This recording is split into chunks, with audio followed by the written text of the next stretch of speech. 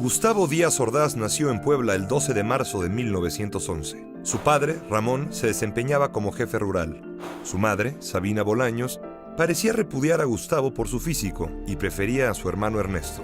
Se dice que alguna vez comentó de él y frente a él: «Pero qué feo hijo tengo». En algún momento, Gustavo quiso matricularse en el colegio militar, pero la pobreza le impidió cubrir la cuota que se le exigía. En cambio, ingresó en 1926 al Instituto de Ciencias y Artes de Oaxaca. Como estudiante era muy serio, metódico y un poco arrogante. Nunca le gustaron los relajitos y el desorden. Como no podía comprar los libros, los pedía prestados.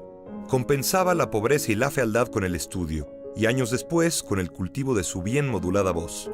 Su única distracción era el básquetbol. Trabajó un tiempo en un despacho de abogados, pero en 1938 el cacique de Puebla, Maximino Ávila Camacho, advirtió su capacidad y lo nombró presidente de la Junta Central de Conciliación y Arbitraje. Un rápido ascenso lo llevó primero a convertirse en magistrado y, cuando apenas tenía 30 años, a la cima de la pirámide judicial de Puebla. Después, por orden de Maximino Ávila Camacho, el gobernador de Puebla lo designó secretario de gobierno. En 1942, Maximino le permitió contender por la Diputación Federal del primer distrito de Puebla, y en 1945 ascendió otro escalón, hacia una senaduría. Miguel Alemán Valdés, presidente de 1946 a 1952, lo apoyó a una costa de enfrentarse con el gobernador de Puebla. En la Cámara de Senadores, Gustavo formó dúo con otro senador que parecía su reverso exacto, el simpático y bien parecido Adolfo López Mateos. Cuando éste alcanzó la presidencia de la República, en 1958, nombró a Gustavo secretario de Gobernación. López Mateos y Díaz Ordaz se complementaban. Mientras el presidente viajaba, Díaz Ordaz le cuidaba el changarro. Con su característica mano dura, se encargó de solucionar huelgas, de arreglar la sucesión en San Luis Potosí y de acabar con los problemas suscitados por el movimiento ferrocarrilero. Durante la crisis de los misiles en Cuba, Díaz Ordaz tomó la decisión, él solo, de emitir una postura contraria a la Unión Soviética, mientras el presidente volaba desde Oriente hacia Hawái. Fue ahí que López Mateos decidió que Díaz Ordaz sería su sucesor. Así, Gustavo Díaz Ordaz fue elegido presidente para el sexenio de 1964 a 1970. Durante su mandato, el nuevo presidente proyectó sus complejos personales a la silla presidencial. Nadie ocuparía ese lugar con más angustia y soledad. El hombre más tenso y conservador, el que más gustaba del orden, el menos flexible, dirigiría al país durante la más rebelde y libertaria de las décadas. Díaz Ordaz se opuso a celebrar los Juegos Olímpicos de 1968 al considerarlos costosos. Personalmente, era honrado y hasta desapegado al dinero. Propenso a los enojos, sus rasgos personales eran útiles en el manejo de las finanzas, pero muy perniciosos en la política interior. El primer problema lo tuvo con los médicos, a causa de la gran diferencia salarial entre el IMSS, el ISSSTE y la Secretaría de Salubridad y Asistencia. Ante una amenaza de huelga, la dirección del Hospital 20 de Noviembre destituyó a 200 médicos. Estos formaron la Asociación Mexicana de Médicos Residentes y exigieron su recontratación, pero Díaz Ordaz no era un hombre que aceptara presiones. El problema se fue agudizando y finalmente el presidente desalojó con granaderos aquel hospital del ISSSTE. Declarado anticomunista, veía infiltraciones de la KGB en cualquier movimiento contra su gobierno. Con la prensa, mayormente subordinada, Díaz Ordaz no tuvo compasión. A mediados de 1966, el Diario de México publicó 2 fotografías, una que incluía al presidente y otra con 2 monos. Por error, los pies de foto aparecieron cambiados. Bajo la imagen del presidente se leía: «Se enriquece el zoológico». Semanas después, el periódico fue cerrado. El 22 de julio de 1968, una gresca entre estudiantes del Politécnico y los preparatorianos de la UNAM fue el origen de un conflicto mayor. Las protestas estudiantiles fueron reprimidas, primero con granaderos y finalmente con el ejército. El gobierno afirmó que el movimiento era parte de un plan de subversión orquestado por el Partido Comunista. Los estudiantes formaron el Consejo Nacional de Huelga y formularon un pliego petitorio que exigía el fin de la represión y el castigo a los represores. A lo largo del verano de 1968, las manifestaciones se fueron haciendo más numerosas, y llegó el 2 de octubre. Después de un mitin en Tlatelolco, en el que había tomado posiciones el ejército alrededor de la Plaza de las Tres Culturas, un grupo militar vestido de civil, identificado por un guante blanco y bajo las órdenes de la presidencia, el Batallón Olimpia, comenzó a disparar desde el edificio Chihuahua sobre la multitud. El ejército repelió el ataque, aparentemente sin saber de quiénes se trataba. En el fuego cruzado, cayeron heridos algunos soldados y murieron decenas de estudiantes. Un año después, el presidente admitió su responsabilidad en esos hechos, eximiendo de ella a su secretario de Gobernación y sucesor, Luis Echeverría. Asumo íntegramente la responsabilidad personal, ética, social, jurídica, política e histórica por las decisiones del gobierno en relación con los sucesos del año pasado. Gustavo Díaz Ordaz estaba convencido de haber salvado a México en aquel año. La certeza le acompañó hasta su muerte en 1979.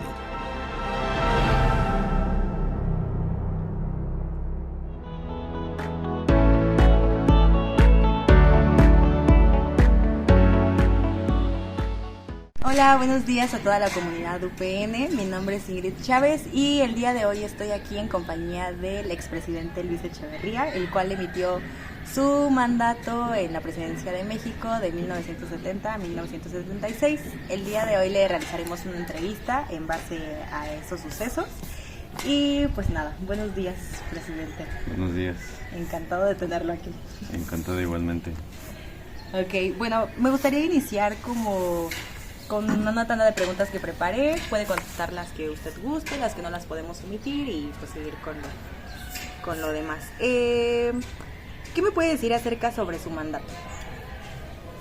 Bueno, en relación a los logros, a los objetivos que perseguíamos, pues nuestro gobierno, desde una tendencia populista, socialista, buscamos el impulsar el apoyo a los trabajadores.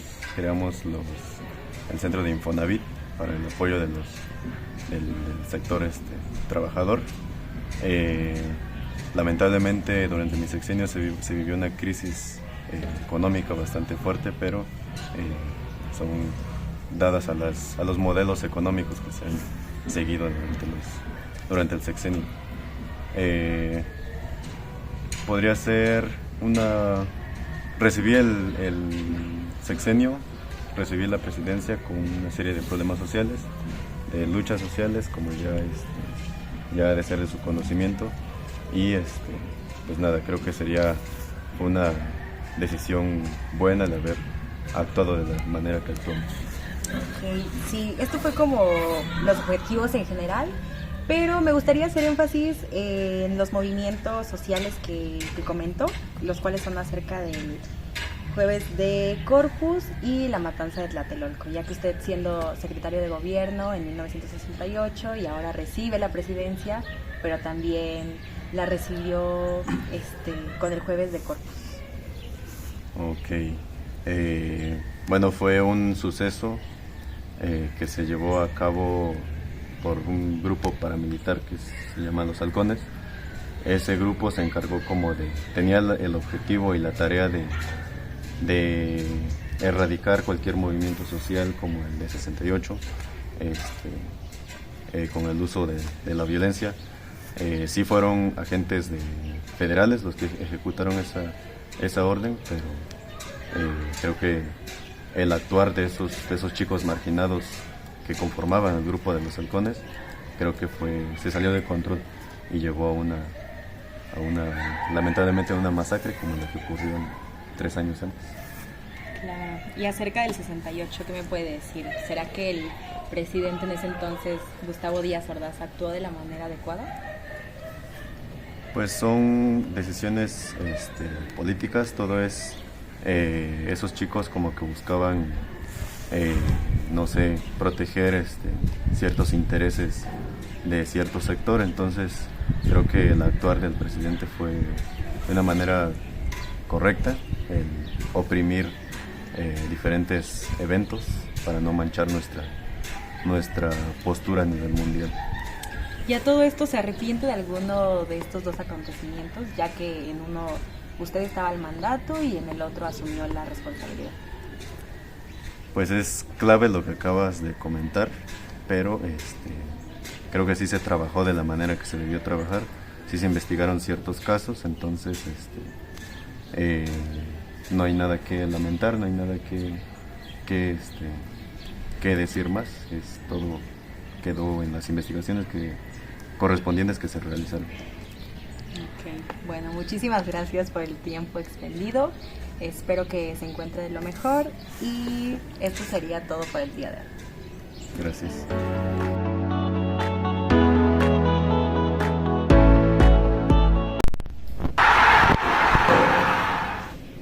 días, camaradas del pueblo cubano. Me es muy gratificante notificarles que el día de hoy, 12 de agosto de 1980, tenemos la grata visita del líder de una nación hermana, la cual es el pueblo mexicano, el presidente José López Portillo.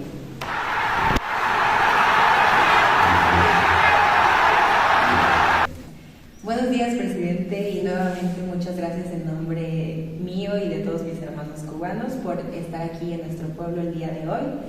Es muy gratificante tenerlo acá, ya que el fin de esta reunión no es más que llegar a un acuerdo entre naciones hermanas, como lo somos. Como usted sabe, debido a la reciente revolución que enfrentamos La Habana, Cuba, llegamos a tener cierta crisis en diferentes aspectos, lo cual creo firmemente que usted, como líder de una nación muy solidaria y empática con nosotros, nos podría apoyar en distintos aspectos, pero sobre todo en el ámbito petrolero, del cual se sabe que México es una región muy rica en ese aspecto. Bueno, buen día y nuevamente gracias al pueblo cubano por recibirme de una manera muy cálida. Creo que fue una manera bastante cordial de recibirnos, a mí y a nuestros representantes de nuestra nación. Y bueno, es eso, gracias. Y creo que acabas de tocar un punto importante, que es el desarrollo de nuestra región latinoamericana, esta región que ha sido marginada de cierta manera.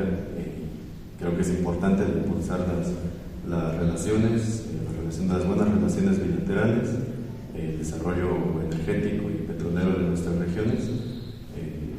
Otro punto importante que acabas de tomar es que la revolución de Cuba, que hace poco acaba de concluir, dejó una crisis severa que dejó al pueblo cubano en gran desventaja como diferentes países. Entonces, nuestro gobierno empático con el pueblo cubano se siente en la misma sintonía como de llevar las buenas relaciones y el desarrollo. Entonces, en ese aspecto nos vamos a apoyar mutuamente, nosotros distribuyendo petróleo y energía adicional y ustedes comprando nuestros servicios, todo en nombre del desarrollo. Me parece perfecto. Creo que no queda más que agradecer y saber que como pueblos hermanos que somos siempre vamos a estar pendientes los unos de los otros. Créame que el apoyo siempre y cuando usted lo necesite va a ser recíproco y pues solo eso. Igual les agradezco sus intenciones y quiero dejar muy claro a las naciones allá afuera que lo que le hacen a La Habana se la hacen a México. Eso es algo que se los quiero dejar muy claro. Así que muchas gracias. Gracias a usted.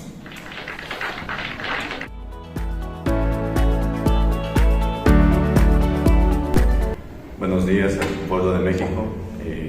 Estamos en los últimos días de cerrar nuestra estancia en la presidencia y queremos dar un informe general de todos nuestros logros, los modelos implementados, así como también nuestras adversidades y momentos complejos que pasamos como nación.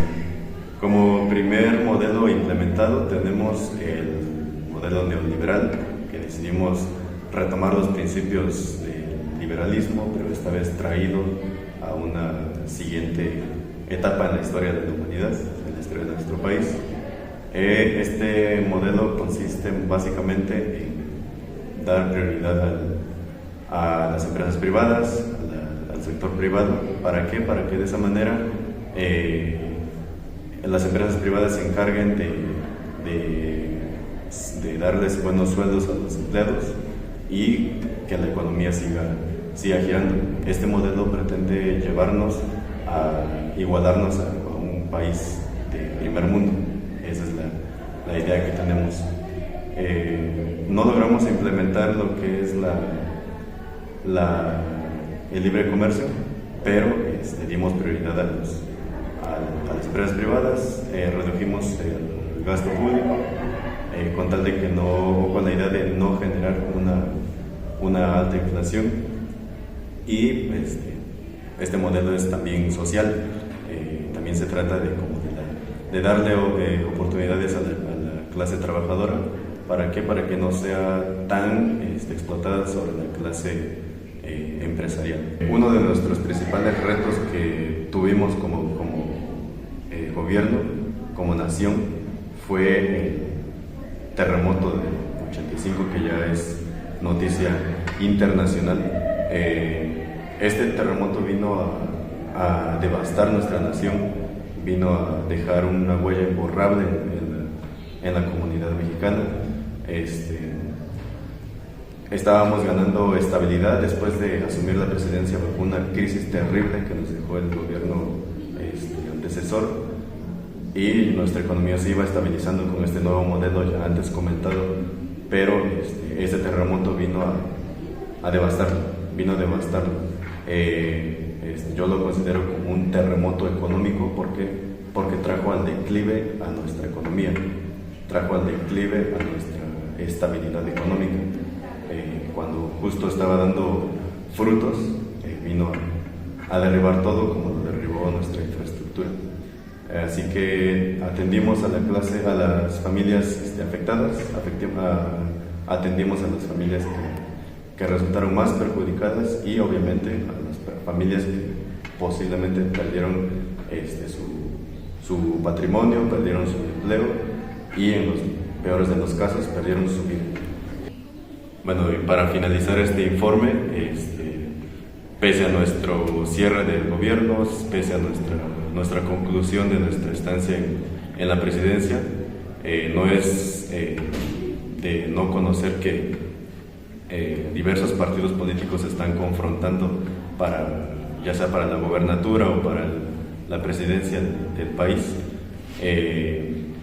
No nos quedó de otra que poner mano dura, poner ese sentido de autoridad para garantizar la continuidad de la grandeza de México, de la prosperidad de México, todo en mira de llegar a ser un país de primer mundo, un país desarrollado. Y esos partidos, esos candidatos que están peleando por la presidencia, que son de nuestra oposición, son los que vienen a amenazar esos sentidos de progreso. Así que no queda de otra más que imponer nuestro sentido de autoridad, imponer nuestro sentido de gobernación como responsables de la nación que somos. Este fue un informe general de lo que fue nuestro gobierno desde que asumimos la presidencia en el año de 1982 al presente, 1988. Un informe general de nuestros logros, de nuestras adversidades, y le dejamos el proyecto neoliberal, se lo dejamos ahí en las manos al presidente electo Carlos Salinas de Gortari, que se garantiza la continuidad de este proyecto, todo en nombre de la mejora de nuestro país, de nuestra economía, en nombre del futuro. Y les habló su presidente Miguel de la Madrid.